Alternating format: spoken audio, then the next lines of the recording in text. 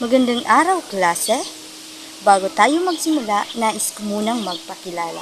Ako si Binibining Alexis M. Cornelio, ang unang tagapagturo ng kinabibilangan ng unang grupo. Kumusta ang lahat? Mabuti kung ganon. Ako'y natutuwa at nasa mabuti kayong kalagayan. Ngayon ay dumako tayo sa panalangin. Ginoong Molina, maaari mo po bang pangunahan ang ating panalangin? Sa ngalan ng Ama, ng Anak, ng Espiritu Santo. Amen. Maraming salamat, Ginoong Cor. Bago kayo umupo sa inyong mga upuan, nais ko munang tingnan ninyo ang ilalim ng inyong upuan at pulutin ang mga kalat kung mayroon man. Itapon ito sa tamang basurahan at isaayos sa tamang linya ang upuan. Maraming salamat. Aming kalihim, Binibining Gastillo, maaari mo po bang ulat sa akin kung sino ang mga liban sa araw na ito? Mabuti kung ganon at walang liban sa ating klase. Yun naman ay nais kong ibahagi sa inyo ang ating alituntunin sa loob ng ating klase upang mapanatili natin ang ating kaayusan. Naunawaan ba, klase? Mabuti kung gano'n. Lagi ninyong tatandaan ang salitang kwento bilang alituntunin sa loob ng ating klase. Ngayon naman ay nais kong basahin nyo ito ng sabay-sabay. So maaari bang pakibasa ng sabay-sabay, klase? Maraming salamat sa inyong pagbabasa. So ang salitang kwento ay isa sa mga may kaugnayan sa ating paksang tatalakayin ngayon. So, nais ko lamang na inyong tandaan ang ating alituntunin sa loob ng klase upang mas maging maayos ang ating talakayan. Maraming salamat. Nitong nakaraang linggo ay natatandaan ko na may ibinigay ako sa inyong takdang aralin. So nais kong ipasa ninyo ito paunahan at mamaya ay ating iwawasto ito. So maaari bang pakipasa ng inyong mga notebook o sulatang papel para sa nagawa nyong takdang aralin. Maraming salamat, klase. Ayan. So, bago tayo dumako sa ating formal na talakayan, nais ko munang magbalik-aral tayo sa ating tinalakay nitong mga nakaraang linggo. So, sino sa inyo ang nakakaalala ng ating tinalakay nitong nakaraang linggo? Binibining Briones. Mahusay. Ito ay patungkol sa elemento ng maikling kwento. Yan.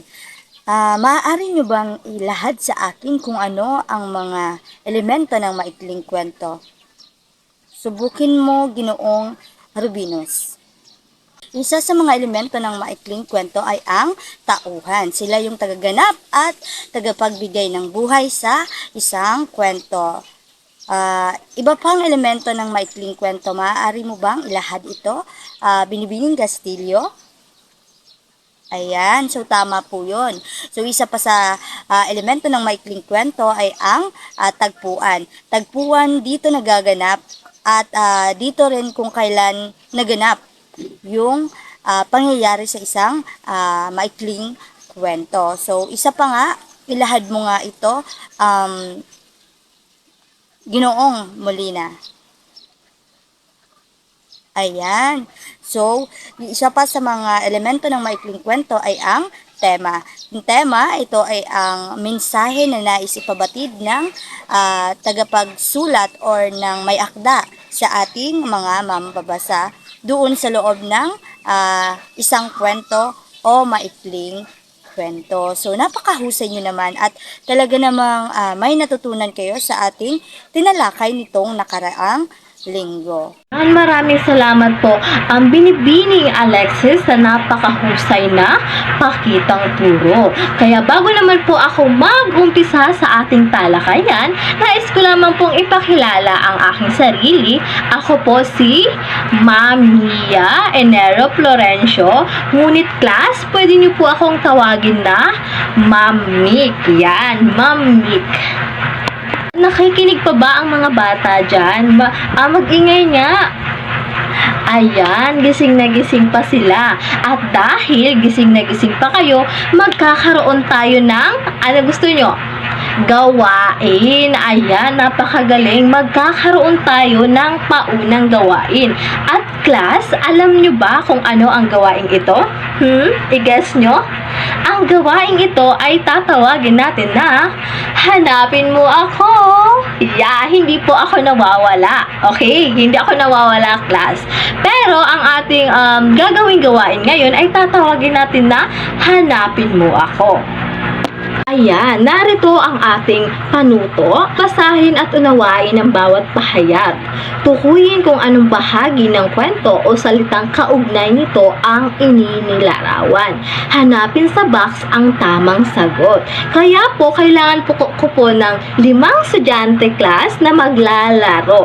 At hahanapin ninyo kung anong bahagi ng kwento ang nasa loob ng box. At ipapabasa ko sa inyo ang pahayag. Malinaw ba yun, class?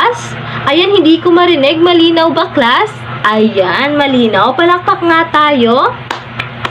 Ayan, magaling. So, sino po yung 5 magvo-volunteer sa paunang gawain natin?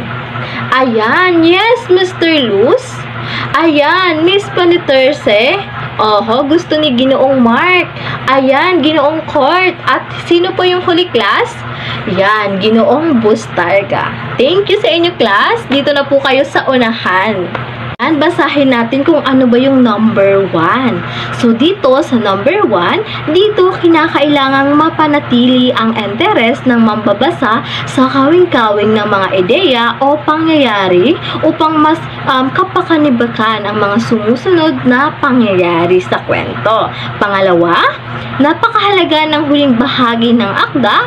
Dito naiiwan sa mambabasa ang mahalagang kaisipan. Dito nakapaloob ang isahan at panlalahat na mensahe. So, ano kaya ito? Yan. Pangatlo, isang alternatibo sa huli o sa wakas. Yan. Pang-apat, ginagamit kapag nilagom ang maraming pagsubok sa isang kwento. At panghuli, 5, panimula ng kwento kung saang ipinapakilala ang lahat ng bago mangyari ang mga sumusunod na pangyayari. So, ano kaya ito? Kayo ang 5 maglalaro. Okay, class, huwag niyong kalimutan na bibigyan ko lang naman kayo ng 30 segundo upang hanapin sa box at itapat sa numero kung ano ang sagot na ito. Maliwanag ba yun, class? Ayan, kung maliwanag, 5, 4, 3, 2, 1, go!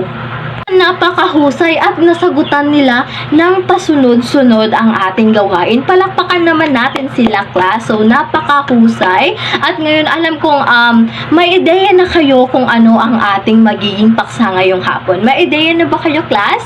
Ha?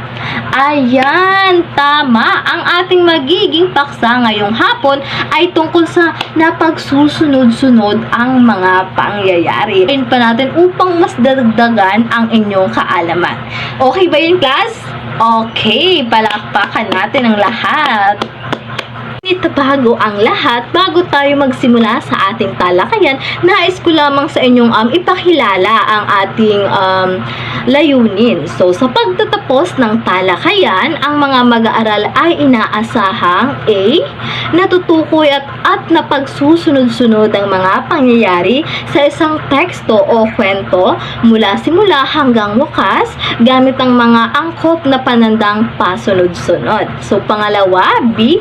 Napapahalagahan ang pagkakaroon ng maayos na daloy ng kwento bilang susi sa malinaw at epektibong pagpapahayag ng kaisipan.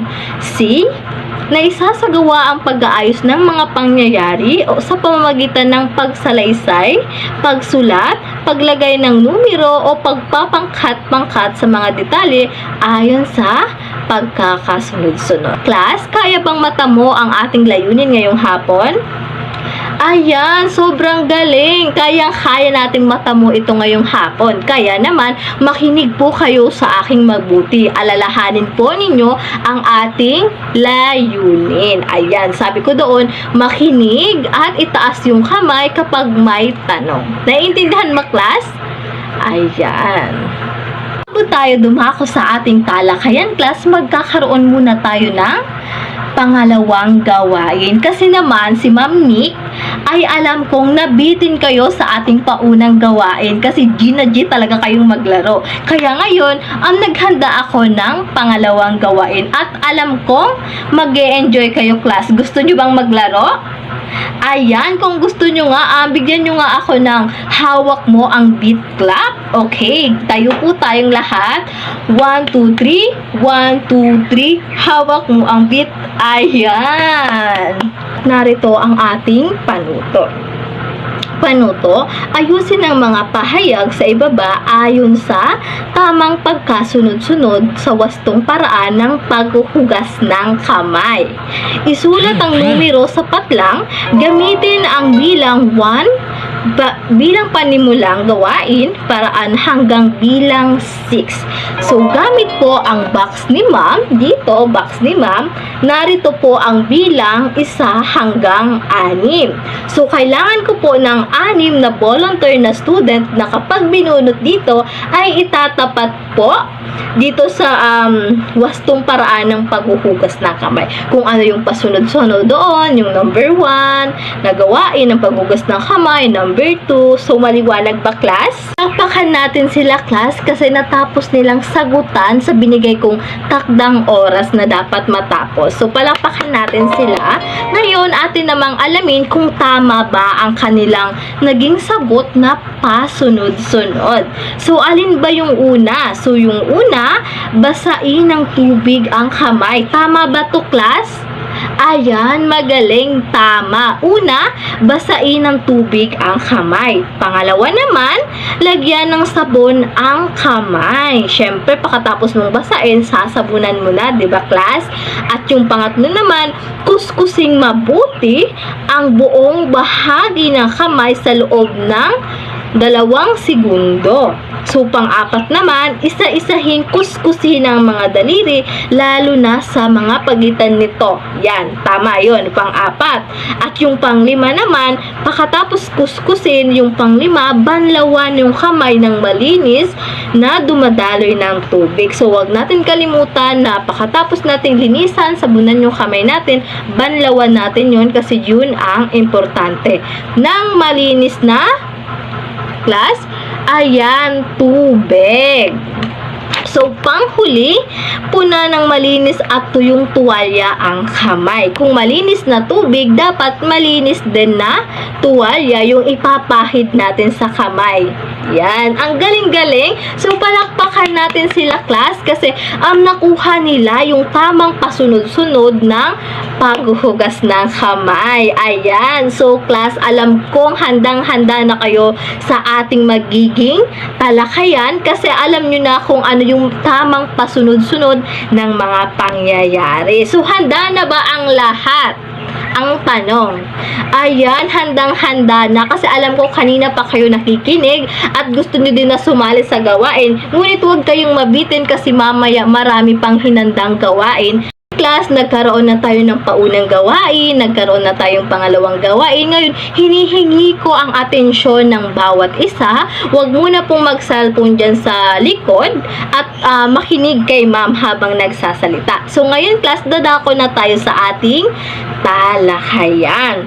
Ayan, so ang ating magiging talakay ngayon ay bahagi ng maikling kwento. So, alam nyo ba kung ano ang mga bahagi ng maikling kwento, class? Yes, Mr. Edmark Luz.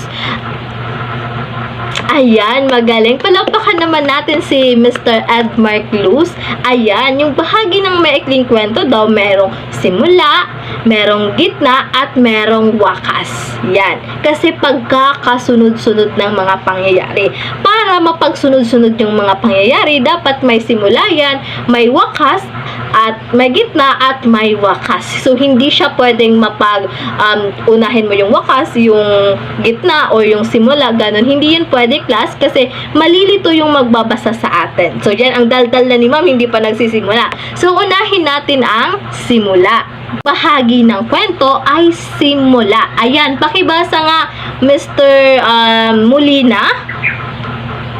Yan, so yung simula. So sa simula daw, ipinapakilala ang mga tauhan sa kwento. So dito sa simula, kung sino yung mga tauhan, pinapakilala dito. Kung sino ba yung bida, kung sino ba yung kontrabida, at saka dito din pinapakilala kung saan naganap ang tagpuan. So kung ano yung suliranin ng mga bida or kung ano ba yung mangyayari sa kwento. So dito yung lahat nangyayari sa simula. Kaya yung simula yung exciting part niyan is pinapakilala yung mga tauhan talaga.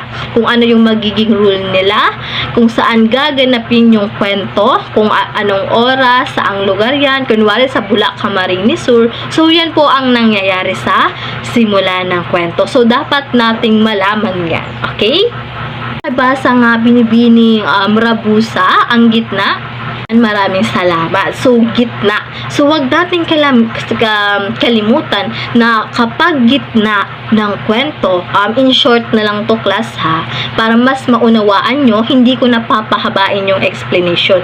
Pag sinabing gitna, dito nangyayari yung pinaka-importanteng pangyayari sa kwento. Kasi dito na ano yung mga problema na umaabot sa pinakamataas na tensyon. Ha? Yung gitna, pinaka-importanteng nagaganap na pangyayari sa kwento. So, dito na yung kasiglahan, dito na yung tunggalian, dito na yung kasukdulan. 'Di ba? Yung kasukdulan na yung sinasabi nga natin na kapag nakakabasa tayo ng kwento na yung kapakapanabik na pangyayari sa isang kwento. So, yun po yung gitna. Naiintindihan ba, class? Ayan. Maraming salamat. So, dito na po tayo sa huling bahagi ng maikling kwento, ang wakas. Pakibasa nga, Binibining Anlin. Yan, maraming salamat, Binibining Anlin. So, sa inyo guys, sa pagkakaintindi ninyo na ano ba yung wakas sa maikling kwento? Yes, Mr. Luz. Ayan, magaling, palakpakan natin si Mr. Luz. So, sabi niya, yung wakas daw ay dito inaayos or tinatapos kung ano ba yung naging problema, ano ba yung naging suliranin sa isang kwento. So, tama. Kaya nga sinabing wakas kasi tinapos. Ibig sabihin, sa isang kwento, meron kasi yung problema, which is nangyayari yun sa gitna class.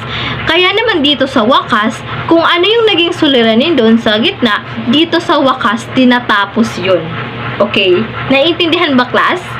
Pag sinabing wakas, tinapos or inayos yung problema sa kwento. Wakas, meron tayong tinatawag na kakalasan. Kung sinasabi natin kakalasan, dito unti-unting humuhupa yung tensyon pakatapos ng kasukdulan. Kasi sa gitna, nangyari yung kasukdulan, which is tumataas yung tensyon. Pagdating naman dito sa wakas, kakalasan, unting-unting, kung sabaga, pagaragatingay na humuhupa yung tensyon ng problema sa kwento. Dito nagsisimula ng luminaw yung mga pangyayari. At meron din tayong tinatawag sa wakas na katapusan. Ano naman yung katapusan? Binibining Alexis Cornelio. Yan, maraming salamat, Binibining Cornelio. So, pag sinabing katapusan, dito nakikita yung final na solusyon or resulta ng kwento. So, sa wakas, pwede na yung katapusan niya, pwedeng masaya, pwedeng malungkot. Yun, hindi natin kasi alam kung sa isang kung sa isang mada, pwede rin siyang meron kasi siyang iba-iba eh. Merong masaya. Kunwari, masaya yon. So, maraming magbabasa niyan. Pero kasi ngayon, sa kasalukuyan ngayon, meron nang gumagawa ng mga kwentong gusto nila yung open-ended. Alam mo yung open-ended, hindi mo alam kung masaya, hindi mo alam kung malungkot. Yung nagbibigay nagbibigay sa mambabasa na question mark sa isip natin. So, yun yung open-ended. Yan. Tandaan natin na sa wakas, hindi sinasabi na naging successful yung kwento o yung mga problema sa kwento. Maraming salamat sa inyong pakikinig, class. So, ano nga yung tatlong bahagi ng maikling kwento? Sige nga po, Binibining Palileo. Ayan, maraming salamat. So, yung tatlong bahagi ng maikling kwento, wag natin kalimutan yung simula, gitna, at wakas. So, sa simula, pinapakilala yung mga tauhan sa kwento or saan naganap yung kwento. Pag sinabi naman gitna, so dito tumataas yung tension, yung mga problema, dito na nakikita. Pag sinabi naman na wakas, yung resolusyon ng problema, kung naging masaya ba yung katapusan nito, naging malungkot ba, or open-ended, nag-iwan ba ng pag-iisip kung ano yung mapapaisip yung mangbabasa. So, tatandaan natin yan, class, okay? Mayroon lang akong karagdagan. So, kapag may binabasa po kayo na maikling kwento, so lagi yan sa hulihan, lagi yan may aral. So, yung aral na yon napakahalaga na i-apply natin yun sa ating sarili. Hindi lang dahil binasa natin yung maikling kwento na yun. So, isipin natin meron yung aral. At yung importante, yung aral na yun ay isa puso natin. Kasi yun yung silbi ng maikling kwento. Ayan, so doon lamang nagtatapos ang aking talakayan. Nawa ay may naunawaan kayo sa akin ngayon, hapon. Yun lamang, maraming salamat. At muli, ako si Binibining Mia E. Florencio. Thank you! Yan, natapos na po ang ating talakayin. So, naunawaan po ba kung ano ang bahagi ng maikling kwento? Ngayon po ay dadako na tayo sa ating gawain. So, meron kami ditong hinandang gawain na gawain 3 na tatawagin nating yakang-yaka mo yan. So, may hinanda po kami ditong maikling kwento na pinamagatan na 6 na Sabado ng Beyblade na sinulat ni Ferdinand Pasiganjarin. Ito po ay pangkatang gawain. Ito po ay may 5 bahagi. So, panuto po nito sa inyong pangkat, basahin at pag-usapan ang bawat talata. Pagsunod-sunurin ang mga ito upang mabuo ang kwento. Kapag tapos na, basahin ng malakas ang nabuong kwento sa klase. So, meron lamang po tayo 3 pangkat. So, yung pangkat 1, pangkat 2, at pangkat 3. So, yung bahagi po ng maikling kwentong napag-aralan ninyo, so gagawin po ninyo ito. So, yun, magaling. Pangkat 1 na ipaliwanag ninyo at naipahatid ninyo ng maayos kung ano talaga yung pagkasunod-sunod ng kwentong ito. So, dahil dyan sa magandang pinamalas ninyo, so gagawa tayo ng 5 palakpak para sa inyo. 1, 2, 3, 4, 5. Yon, napakagaling. Maraming salamat sa mga pangkat. So, dadako na po tayo sa ating ika-4 na gawain. Ito po ay tatawagin na Cake of Memories. So, mag-iisip po kayo ng isang karanasan sa inyong buhay na hindi nyo malilimutan. Ikukwento mo ito gamit ang cake organizer na nasa ibaba. Ang cake organizer po natin, ang simula nito o yung kandila nito sa taas ay yung pamagat ng inyong kwento. Ang unang stanza o yung maliit na bilog, dun yung simula. At yung pangalawa naman po is yung gitna. Yung pangatlo yung malaki, yun yung wakas. At sa ilalim po ng wakas ay meron pong aral. Doon nyo po ilalagay kung anong aral ang nakuha nyo doon sa sinulat nyong kwento. Naunawaan po ba?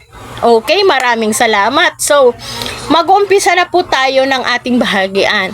So, Ginoong Luz, maaari mo bang bahagi ang inyong isinulat? So, yan, maraming salamat, Ginoong Luz, sa napakagandang binahagi ng inyong kwento. So, sa kwentong iyong binahagi, sana'y nagkaroon ng aral ang inyong mga kaklase. So, pag-isipan ng mabuti ang bawat kilos kung ito man ay tama o mali. So, yan. Meron po kaming maikling kwentong hinanda uli sa inyo. Ang kwentong ito ang Huling Liham. So, ang gawain pong ito ay tatawagin nating story path. So, panuto. Batay sa binasang kwentong ang Huling Liham, isulat ang mahalagang detalye sa loob ng bawat kahon ayon sa tamang daloy o pagkasunod-sunod ng pangyayari. So, meron po tayong kahon na hinanda or magsulat na lang po kayo ng kahon sa one whole of sheet of paper. So, doon po sa unang kahon, ilalagay nyo po yung simula. Pangalawa, pagbabago. Pangatlo, yung kasukdulan. Pang-apat, yung kakalasan. At yung panlima po is wakas. So, doon po nyo ilalagay yung ang kwento po ng huling liham. So, meron po tayong mga salita o pananda sa pagkasunod-sunod ng pangyayari. Meron pong pangalan, baitang, section, score, kung ilan po yung nakuha. So, dito po sa panghuling gawain, so, panuto po is babasahin at unawain ng mabuti ang bawat tanong. So, ako na lang po yung magbabasa ng tanong at ilagay nyo po yung titik ng tamang sagot. So, number 1 po, alin sa sumusunod na salita ang ginagamit upang ipahatig ang simula o unang pangyari? A, pagkakatapos. B, sa huli. C, sa una. D, samantala. Ikalawa po, anong salita ang angkop gamitin kung nais mong ipakita ang sunod na naganap pagkatapos ng unang pangyayari? A, sumunod pagkatapos. B, sa wakas. C, simula. D, sa dulo. Pangatlo po, alin sa mga pagpipilian ng hindi kabilang sa mga salitang ginamit sa gitnang bahagi ng kwento? Letter A, pagkaraan. Letter B, ng maglaon. Letter C, kasunod nito. Letter D, sa umpisa. Number 4, sa pangungusap na ng bahagi ng panahon, natagpuan nila ang nawalang bagay. Anong salita ang nawawala upang maipakita ang paglipas ng panahon? A, una. B, ng maglaon. C, sa wakas. D, agad. Kalima po, alin sa sumusunod ang ginamit upang ipahiwatig ang wakas o katapusan ng pangyayari? Letter A, una. Letter B, sumunod. Letter C, sa huli. At letter D, habang. Yun lamang. Para sa inyong takdang aralin, nais ko na lamang basahin ninyo at unawain ang panuto. Naway inyong masagutan ito ng tama at wasto. So, yun na lamang klase. Maraming salamat.